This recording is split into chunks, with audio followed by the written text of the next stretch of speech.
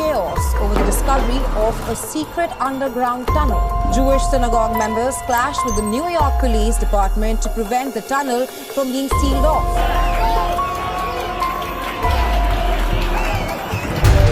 ناظرین، اب تک کا سب سے بڑا اور خوفناک انکشاف ہوا ہے کہ اسرائیل امریکہ کے ایک شہر میں جنگجو تیار کر رہا ہے، جہاں ان کا ایک بڑا خفیہ بیس کیمپ پکڑا گیا۔ امریکہ کے شہر نیو یارک میں ایک قدیم یہودی عبادت گاہ کے نیچے غیر قانونی سرنگیں پکڑی گئی ہیں۔ نیو یارک کے معروف علاقے بروکلن میں ایک یہودی عبادت گاہ میں مشکوک سرگرمی محسوس کی گئی۔ پولیس کا شک گزرا لیکن ٹھوس ثبوت نہیں تھا، اس لیے انتظار کیا گیا کہ یہاں یہودی کیا کر رہے ہیں۔ اصل میں تو یہ عبادت گاہ تھی، لیکن یہاں خوفناک کام کیا جا رہا تھا۔ جب پولیس نے اس کے خلاف آپریشن لانچ کیا اور انہیں بند کرنے کی کوشش کی تو اس دوران شدید ہنگامہ آرائی ہوئی اور پولیس نے کم از کم 10 افراد کو گرفتار کیا۔ عبادت گاہ کے تہہ خانے میں کچھ سرنگ بنائے گئے تھے۔ یہاں کئی گرفتاریوں کی ویڈیوز بھی سوشل میڈیا پر وائرل ہیں۔ برطانوی اخبار ڈیلی میل کے مطابق جب تعمیراتی کارکنوں کو سرنگوں میں بند کرنے کے لیے بلایا گیا تو نوجوان یہودی مرد ان کے سامنے آ گئے، کیونکہ بظاہر یہ دکھایا گیا تھا کہ اس یہودی عبادت گاہ میں تعمیراتی کام ہو رہا تھا۔ جب پولیس آئی تو یہودیوں نے شور شرابہ شروع کر دیا کہ انہیں عبادت کی آزادی نہیں۔ اس پر مزید پولیس کی مدد طلب کی گئی اور 10 افراد گرفتار کر لیے گئے۔ یہودی عبادت گاہ کے منتظم رابی یوسف براؤن نے نوجوانوں کے اقدامات کی مذمت کی ہے، لیکن اصل کہانی اب تک امریکہ باہر نہیں لا سکا۔ امریکی اور برطانوی ذرائع ابلاغ میں اب تک جو معلومات سامنے آئی ہیں ان کے مطابق یہ سرنگیں ایک یہودی مذہبی گروپ کیبل لوباوچ کی جانب سے بنائی گئی۔ یہ گروپ یہودی عبادت گاہوں کے روایتی رہنماؤں کا مخالف ہے اور ان کی دشمنی کئی اشروں سے چل رہی ہے۔ ڈیلی میل کے مطابق جیبٹ گروپ کے اراکین کئی مہینوں سے یہ سرنگیں کھود رہے ہیں، لیکن ان کا مقصد واضح نہیں۔ کچھ کے خیال میں ان سرنگوں کے ذریعے وہ ایک عبادت گاہ کو ایک تاریخی مقام سے جوڑا جا رہا تھا، جبکہ دیگر کے خیال میں یہ محض عبادت گاہ کو توسیع دینے کے لیے تھی۔ لیکن ایک مبصر کے دعوے کے مطابق یہاں یہودیوں کو ٹریننگ دی جا رہی تھی تاکہ انہیں ٹرین کر کے جنگ کے لیے تیار کیا جائے، پھر چاہے جنگ امریکہ میں ہو یا پھر اسرائیل میں، یہ لوگ تیار ہوں گے۔ یہودی عبادت گاہ میں ان سرنگوں کی موجودگی کا علم دسمبر میں ہوا، جس کے بعد پولیس نے انجینئرز کو بلا کر نقصانات کا جائزہ لیا اور پیر کو سرنگیں بند کرنے کی کوشش کی، جہاں سے یہ معاملہ منظر عام پر آیا۔ سیمنٹ سے بھرے ٹرک سرنگوں کو بند کرنے کے لیے بلائے گئے تھے جو مرکزی عبادت گاہ تک آتی تھی تاکہ ان کو بند کر دیا جائے۔ یہ معاملہ ایک ایسے وقت پر سامنے آیا جب ذرائع ابلاغ میں غزہ میں حماس کی سرنگوں کے نیٹ ورک کا چرچا ہے۔ اسرائیل 2 ماہ سے حماس کی ان سرنگوں کو تباہ کرنے کی ناکام کوشش کر رہا ہے۔ ایسا معلوم ہوتا ہے کہ اسرائیل نے حماس سے یہ ترکیب سیکھنے کے بعد امریکہ میں اس کی ایک پریکٹس کی ہے۔ کئی لوگوں کا تو یہ بھی دعویٰ ہے کہ یہودی امریکہ کے خلاف ایک فورس تیار کر رہے تھے، تاہم ان دعووں کی کوئی تصدیق نہیں ہو سکی۔ دوسری طرف اسرائیلی فوج اور وزارت دفاع اپنے شمالی حصے میں مقامی ہریوں میں ہتھیار تقسیم کرتے ہوئے پائے گئے ہیں، یہاں تک کہ اب انہوں نے شمالی کمیونٹیز میں مقامی ملیشیا کو ساز و سامان کے کنٹینرز بھی دینا شروع کر دیے ہیں۔ ہر کمیونٹی کو ہتھیار، سیرامک واسکٹ اور ہیلمٹ دیے جا رہے ہیں۔ اس کے علاوہ طبی اور لاجسٹک آلات بھی تقسیم کیے گئے ہیں۔ یہ اسرائیل کے قومی سلامتی کے وزیر ایتمار بن گویر کے اقدامات سے ملتا جلتا ہے، جس نے اکتوبر میں سویلین ملیشیا کو اسالٹ رائفلیں تقسیم کی تھیں۔ یہ تقسیم محصور غزہ کی پٹی کے قریب علاقوں، مقبوضہ مغربی کنارے کی بستیوں اور اسرائیل کے ملے ہوئے شہروں پر مرکوز تھی جہاں فلسطینی اور یہودی آباد تھے۔ بتایا جا رہا ہے کہ اسرائیل تمام یہودیوں کو اسلحہ دے کر جنگ میں کودنے کا حکم جاری کرنا چاہتا ہے تاکہ حماس سمیت تمام تنظیموں کو شکست دی جا سکے۔ دوستو، اس کے علاوہ اسرائیلی فوج نے غزہ میں اب تک کی سب سے بڑی اسلحہ ساز فیکٹری پکڑنے کا دعویٰ بھی کیا۔ غیر ملکی میڈیا رپورٹس کے مطابق اسرائیلی فوج کا کہنا ہے کہ اسلحہ فیکٹری وسطی غزہ کے البوریج کیمپ میں زیر زمین تھی، جو کہ 30 میٹر گہرائی میں سرنگوں کے وسیع نیٹ ورک سے جڑی تھی۔ اسرائیلی فوج نے دعویٰ کیا ہے کہ فیکٹری میں 100 کلومیٹر فاصلے تک مار کرنے والے میزائل تیار کیے جاتے ہیں۔ فیکٹری سے بڑی تعداد میں تیار میزائل بھی برآمد ہوئے ہیں۔ سرنگوں کے ذریعے فیکٹری سے تیار اسلحہ غزہ کے تمام حصوں تک پہنچتا تھا۔ فیکٹری سے بڑی تعداد میں مارٹر شیل اور گولہ بارود بھی برآمد کیے گئے۔ اس کے علاوہ فیکٹری سے ڈرون، تیار راکٹ، رہنمائی کا نظام اور دیگر جنگی آلات بھی ملے ہیں۔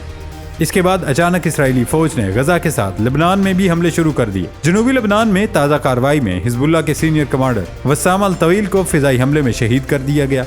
ناظرین، سرنگوں کی اس لڑائی کی وجہ سے حماس نے غزہ میں اسرائیلی فوج کی نیندیں اڑا دی ہیں۔ کل رات کو ایک کارروائی میں اسرائیلی فوج کو حماس کے ہاتھوں منہ کی کھانی پڑی۔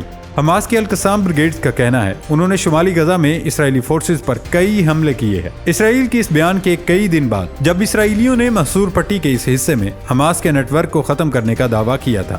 ٹیلی گرام پر بیانات میں گروپ نے کہا کہ انہوں نے غزہ شہر کے الزیتون محلے کے جنوب میں دشمن کی افواج پر حملے کیے ہیں۔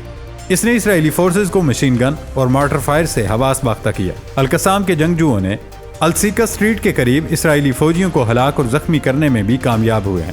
آپ کو بتاتے چلیں کہ یہ بڑا حملہ تب کیا گیا جب اعلیٰ امریکی اور یورپی سفیروں نے خطے کا دورہ کیا۔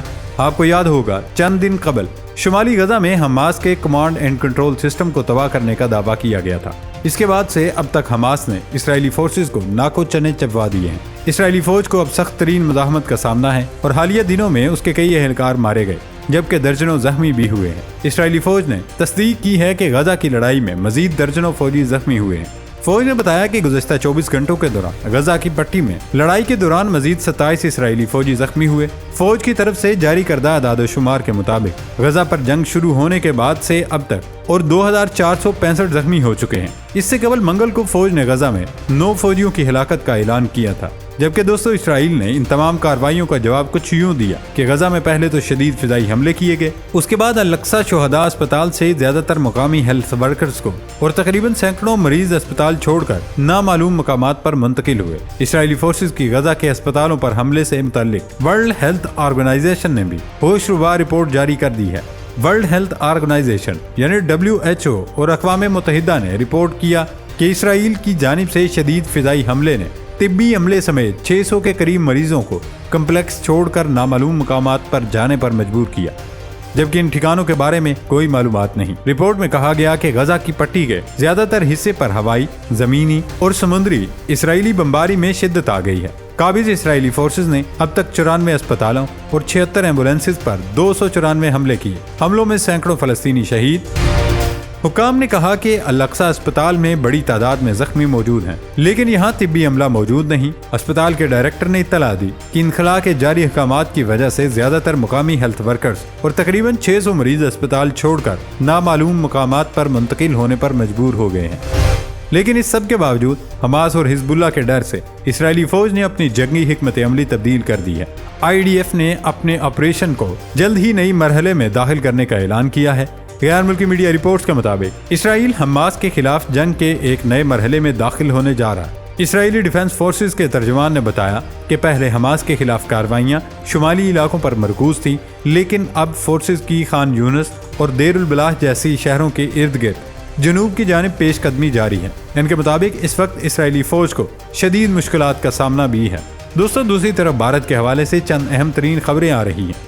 ہندو تاریخ میں پہلی بار خانہ کعبہ میں داخل ہو گئے ہیں۔ بھارتی حکومت اور سعودی عرب کے مابین حج 2024 کے معاہدے کے بعد بھارت میں اقلیتی امور کے مرکزی وزیر سمرتی ایرانی حج کے انتظامی امور میں ہر سطح پر شفافیت لانے اور بھارتی حجاج کو بہتر سہولیات کی فراہمی کو یقین بنانے کے لیے ایک اعلیٰ سطحی وفد کے ہمراہ مدینہ منورہ پہنچے ہیں۔ بین الاقوامی خبر رساں ادارے کی رپورٹ کے مطابق میٹرو اسٹیشن پر مدینہ میں مقیم ہندوستانیوں اور زائرین نے انتہائی گرم جوشی سے ان کا استقبال کرتے ہوئے ان کے ہمراہ تصاویر بنوائیں۔ اس موقع پر انہوں نے وہاں موجود تمام افراد کو محبتوں کا شکریہ ادا کیا۔ سمرتی ایرانی نے سب سے پہلے مسجد نبوی صلی اللہ علیہ وسلم کی زیارت کی، اس کے بعد وہ احد کی پہاڑیوں پر گئیں جہاں دنیا کے تمام ملکوں کے زائرین نے ان کا گرم جوشی سے استقبال کیا۔ یعنی اب ہندو بڑی آسانی سے مدینہ اور مکہ میں داخل ہو سکیں گے اور انہیں باقاعدہ حکومتی سرپرستی بھی حاصل ہوگی۔